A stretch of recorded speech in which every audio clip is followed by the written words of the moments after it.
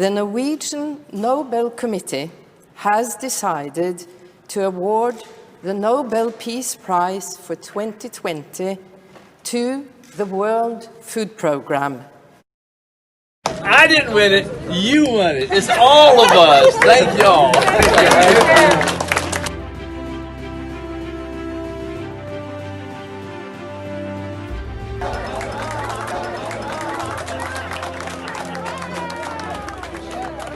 They're out there in the most difficult, complex places in the world, whether it's war, conflict, climate extremes, it doesn't matter. They're out there and they deserve this award.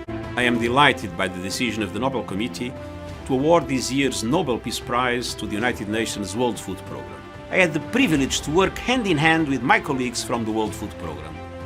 And I've seen them in the most remote and dangerous locations, with enormous courage, dedication and competence, serving the most vulnerable of the vulnerable people of this world. La reconnaissance du travail de plusieurs milliers de personnes qui sont sur le terrain, au premier front, mais aussi qui assistent des personnes qui sont dans l'ombre et qui souffrent de faim et d'insécurité alimentaire. Donc c'est surtout au nom de ces gens et au nom de tous les partenaires, les donateurs, les gouvernements qui nous assistent, c'est en leur nom vraiment que ce prix a été attribué. Donc nous sommes très ravis en tant que PAM de recevoir ce prix.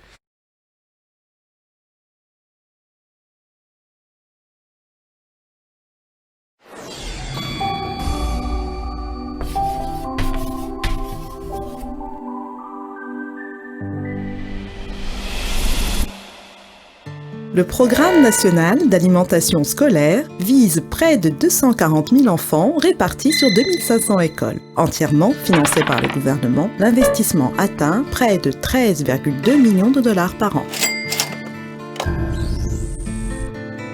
Pour de nombreux élèves des zones rurales, la cantine est leur seule chance d'obtenir un repas nutritif pendant la journée. Or, dans près de 80% des cantines, les repas sont froids. Souvent, un repas scolaire se compose d'un simple sandwich avec de la harissa et de la sardine.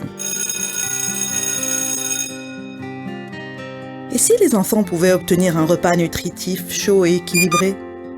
Et si ce repas utilisait des produits locaux et incluait des recettes traditionnelles?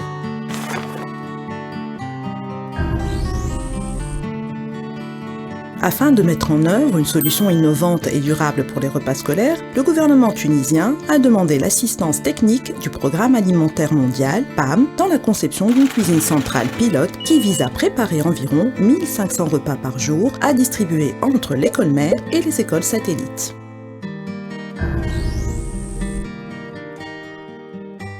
Le PAM a développé un guide de nutrition et d'hygiène pour toutes les écoles participant au Programme national d'alimentation scolaire. Les enfants, dans les écoles participant au projet pilote de la cuisine centrale, bénéficieront d'un repas nutritif qui couvrira 30 à 40% de leurs besoins quotidiens.